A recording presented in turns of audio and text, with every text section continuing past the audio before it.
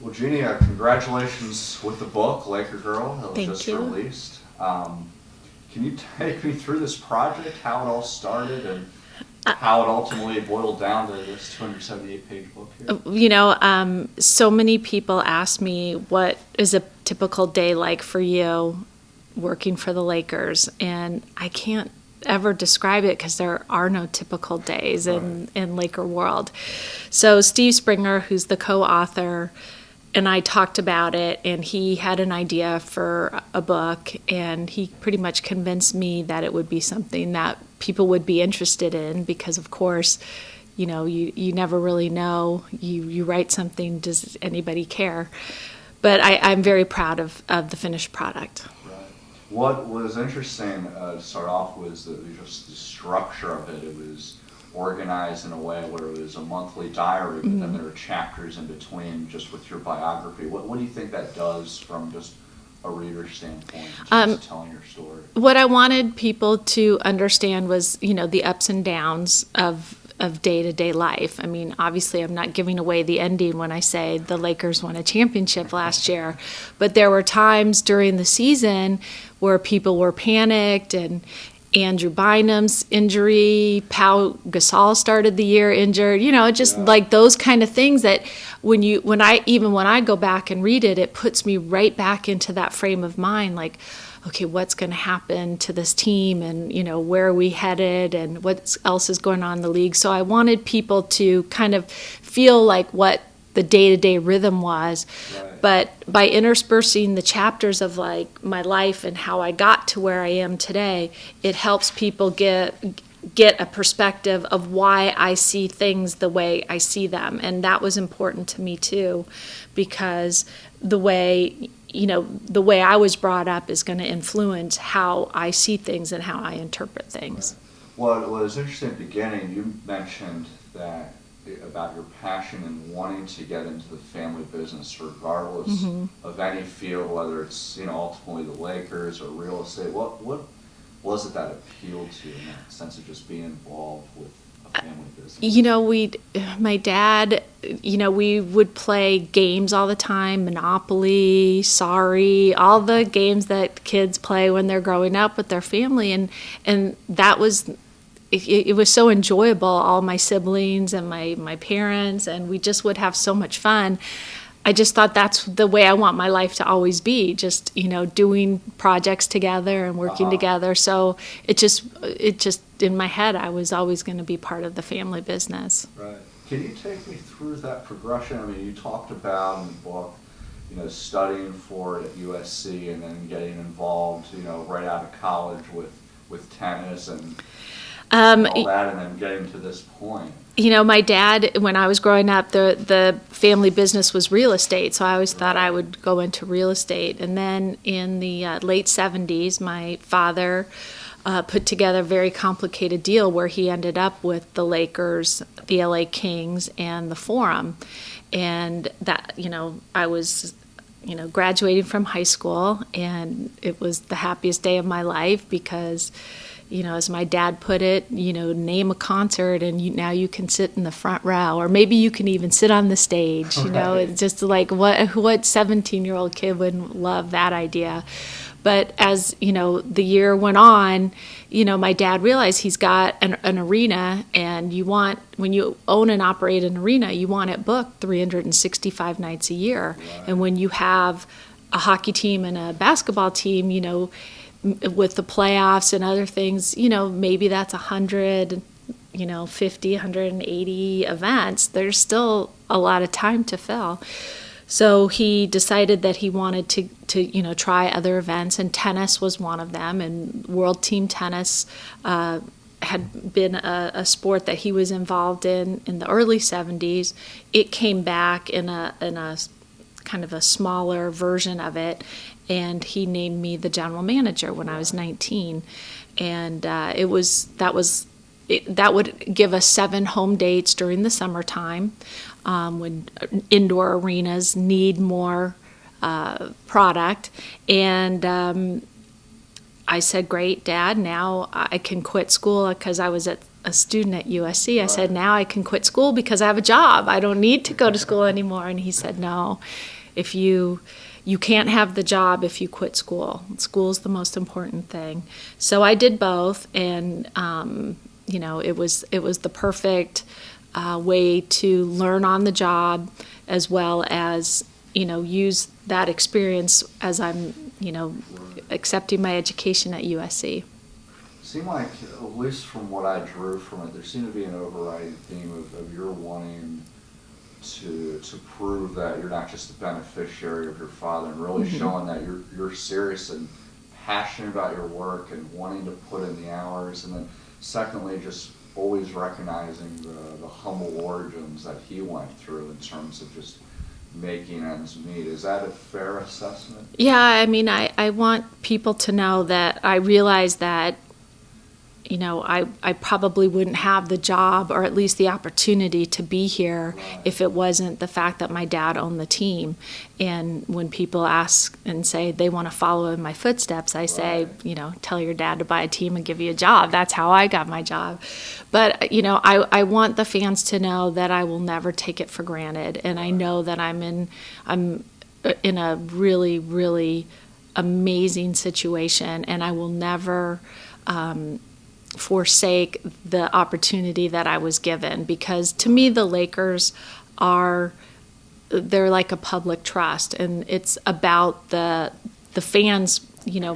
They decide everything. We just kind of manage things, and the fans like to win, and so we do what is best to keep the team winning. And my dad, coming from very humble beginnings, his goal in life was to have enough money to afford season tickets.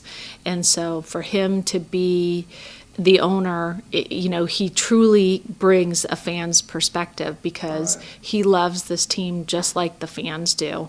And so he will make moves to please him, which is pleasing the fans. Now, you mentioned a lot, especially in the diaries entries, just about Phil's different moods after games, and some quirky anecdotes. I think one of them was just him grabbing a pillow in the middle of the night, and I think another one was him breaking down his screen and roll sequence when he was watching the game with you. I mean, when you look at this book, are there any ones that are your favorites as far as just those quirky anecdotes about him? I get to know Phil in a way that most people don't see him. Right. And I just, he's such a great coach and such a great person that I love, sharing stories about him, because he's so unique in that way. And, and I'm sure anybody who, is in a relationship, where you share a bed at night, you go through the, you stole the covers, you hog the bed. Well, Phil takes pillows like they're basketballs when I'm sleeping, and he's like, it's like he's still a player, because I know a lot of the generation have only known him as a coach, and they don't realize he played in the NBA for 12 years, and that he still has those dreams of getting rebounds and being the teacher that he is. He's always teaching me whenever we're watching a game, and it might be, it might not have anything to do with the Lakers. It's a college game, or it's a hockey game, because now in this day of DVRs, he can show me film just as we're sitting home, and he'll rewind something and he'll say, do you see how this breaks down? What the defense did and who missed their assignment. So sometimes I get it right, but it makes it so interesting to, it's a lot of fun being a sports fan, hanging out with somebody that I do believe he could be a commentator on any sport. He just has the way of looking at things, and a lot of times we'll be watching baseball and he'll say something, and then 30 seconds later the announcer will say the same thing. I'm like, gosh, you could be a color commentator for any sport. Yeah, it seemed like an interesting, thing to observe when you were mentioning after games. Sometimes he won't shut up afterwards. Yeah. Sometimes it's a pulling teeth exercise, but I think you summed it up where he kind of learned how to respect the space and kind of know and read his mood swings. What's that kind of like? Well, it's like if people could visualize, like, when there's a loss, which doesn't happen too often with the Lakers. Right. When they're on the road, now the game is over. The players have to do their interviews. A lot of them, do their icing, their treatments. So they get on the bus, and now it's the bus ride to the plane. And, the bus is pretty quiet. And so if you're on the phone, and Phil's got a pretty booming voice, a lot of times he would call me from the bus, and, he wouldn't say anything because he doesn't really want to talk. And it's kind of like, well, why did you call me if you can't talk? And then that's when I realized he just wants to hear my voice, or just, take his focus off, the game, or ask, give me some input on what you saw. And I always watch our broadcasts, and I let him know what the announcers say and give him feedback. I'll tell him what was trending on Twitter, or, if there was, I'll just throw whatever I can to see what will help him, or, comfort him, or whatever it is. But it's just so funny because, sometimes he'll just call me and he'll just sit there. And so we just sit there like, okay, now what does he want to talk Just about? hearing each other breathe. Yeah, and like he's just like anybody else, you gotta know who's always there for you. Right. I think you had recounted an anecdote that took place sometime around January, I believe, before regular season game against Houston, where I guess you had caught wind that Byron Scott was going to be in attendance, and that, I guess, somewhat threw you off guard. But you, in another sequence throughout the diary, just the uncertainty regarding whether Phil would come back. Right. How do you sum up just what your emotions were last year in terms of just the uncertainty of whether this would be his last year, and just seeing the ebbs and flows and give and take regarding that? Well, when you are, because I'm in a relationship with a head coach in the NBA, it's like a whole different viewpoint than what I've known. And so all of a sudden, when you put yourself in the shoes of the coach, you realize like how difficult things are. And so when Byron was let go by New Orleans, there's like a time period in the NBA that is kind of like known as like it's like the beginning of the coach firings. I mean, it's just, every year, 3, 4, 5 coaches get fired, and people, to some people it's like, oh, that's an easy thing to do. The coach has a contract, he'll make money. But it's painful when you're a coach. You're like part of a really small group. And so you feel the pain of, even if it's a college coach, or, what's going on with, in football, when a head football coach gets fired, like at the Dallas Cowboys, like every head coach feels that a little bit, because it's such a lonely position to be in, and it's a vulnerable position because you're front and center. And certainly, the organization's entitled to let a coach go if he's not living up to their expectations, but it still hurts. These are human beings we're talking about. And so it's just, I guess I kind of wanted to share with people, that no coach is bulletproof in this league. It doesn't matter. You're only as good as your last game or your last season. And, it's tough. It's tough. Had you gotten a sense leading up to when he ultimately decided he's going to come back? Did you get a sense one way or the other when that No. was going to, or was it literally when you got the press release that he called you about this? I'm going to go at it. I've gone through it once before where he wasn't going to come back here, so it's kind of like I'm prepared, maybe over prepared, but. What I couldn't understand was he wouldn't make a decision, and he was leaving for Montana. And, the thing is, I mean, what's great is when you make it to a 7th game in the NBA Finals, your season goes way into June, and he likes to be up in Montana by the 4th of July. Right. So, there really wasn't all that much time in between the parade and the celebrations to the, 4th of July. So he wouldn't make his decision, and he left. And then all of a sudden, I'm kind of looking at the calendar, and I realized that it's coming on July 1st. And what everybody in the NBA was looking at for that July 1st was, of course, the start of free agency and one of the big free agent classes. And I started thinking, wow, is he, for some reason, waiting to see where LeBron's going to go? Is he not telling me, that he's keeping his options open so that maybe he would be a free agent and could talk to LeBron? Come here, hon.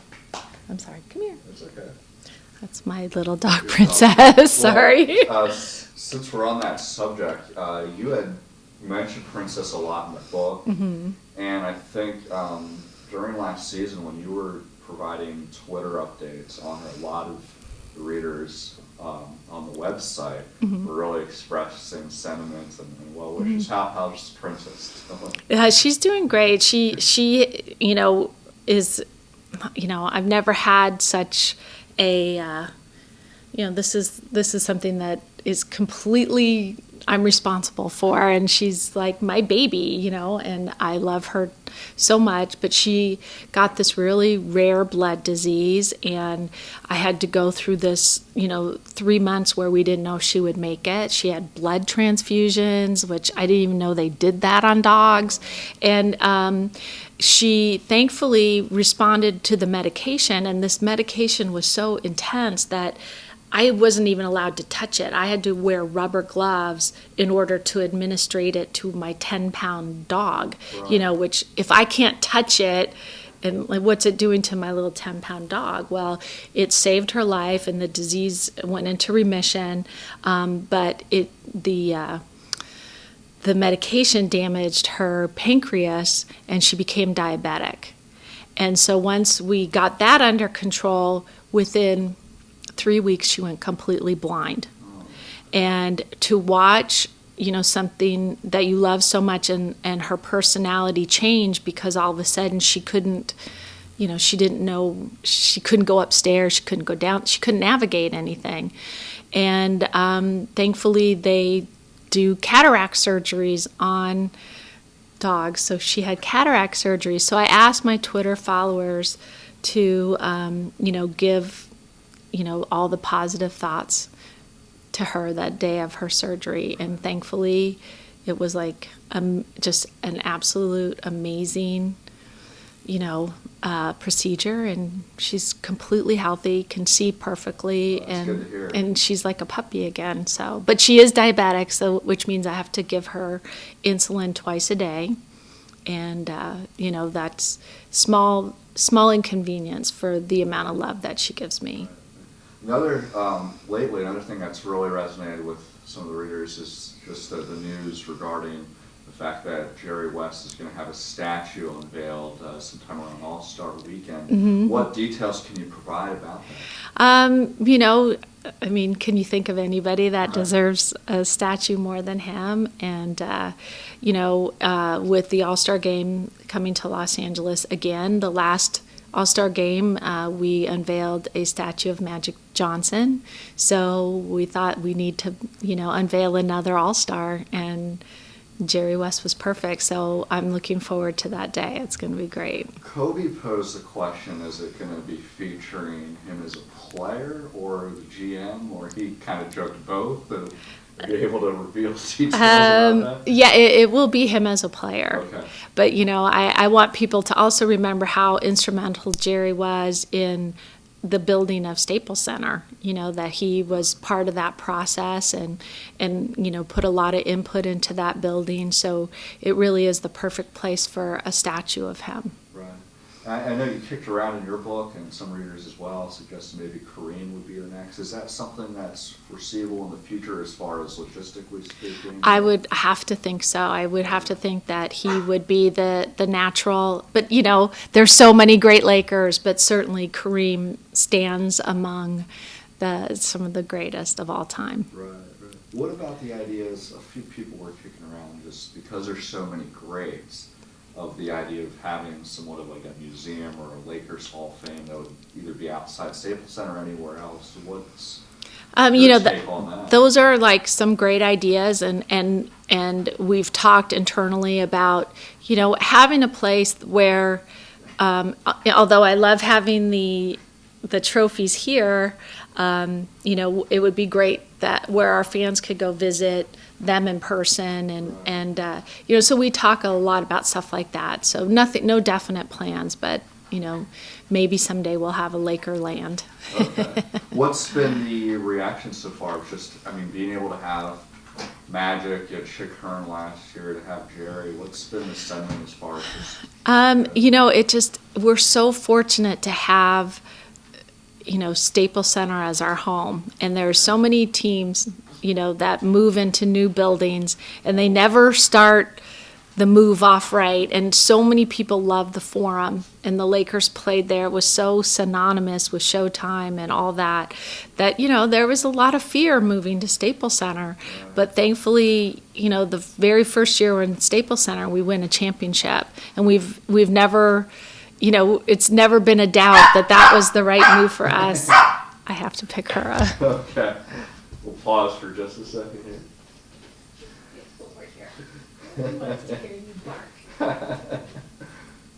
So this is Princess. Here's the troublemaker.